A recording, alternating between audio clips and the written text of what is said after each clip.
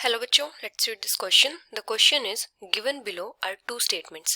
Statement first में हमें क्या given है? Emulsions of oil in water are unstable and sometimes they separate into two layers on standing.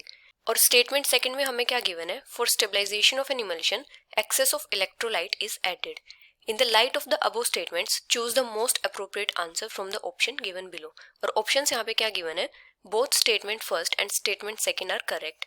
Both statement first and statement second are incorrect. Statement first is correct, but statement second is incorrect. Statement first is incorrect, but statement second is correct. तो यहाँ पे हमें बताना है कि जो statement first और second है ये दोनों correct है, incorrect है. तो यहाँ पे हमारा key concept क्या हो जाएगा? अगर हम बात करें emulsions की, तो emulsions क्या होते हैं? लिक्विड लिक्विड का कोलोइडल सिस्टम होते हैं. Liquid liquid colloidal system. मतलब यहाँ पे क्या होता है, जो फाइनली डिवाइडेड ड्रॉपलेट्स होते हैं उनका डिस्पर्जन होता है किसी दूसरे लिक्विड में. और इमल्शन फॉर्म कब होता है? जब दो इमिसिबल या फिर पार्शली मिसिबल लिक्विड्स के मिक्सचर को शेक किया जाता है. और जो इमल्शंस होते हैं दो टाइप के होते हैं. एक तो होते हैं ऑयल डिस्पर्स्ड इन वाटर और एक water dispersed in oil. Oil dispersed in water और वाटर डिस्पर्स्ड ऑयल. और जो ऑयल इन वाटर इमल्शंस होते हैं ये अनस्टेबल होते हैं. इनमें क्या होता है, ये दो लेयर्स में सेपरेट हो जाते हैं स्टैंडिंग में.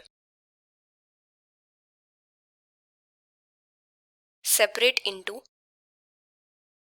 To layers on standing. और इमल्शंस की स्टेबलाइजेशन के लिए क्या किया जाता है? एक थर्ड कंपोनेंट को ऐड किया जाता है जिसको क्या बोलते हैं? इमल्शिफाइंग एजेंट बोलते हैं.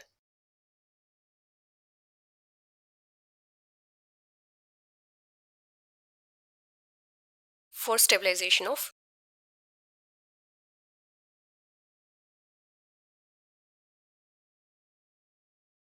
इमल्शन.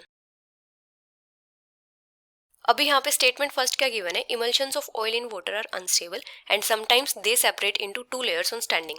तो स्टेटमेंट फर्स्ट यहाँ पे करेक्ट है. सेकंड स्टेटमेंट क्या है? For stabilisation of an emulsion excess of electrolyte is added. तो ये इनकरेक्ट है. So the final answer is statement first is correct but statement second is incorrect, which is option C. Hope you understood it well. Best of luck.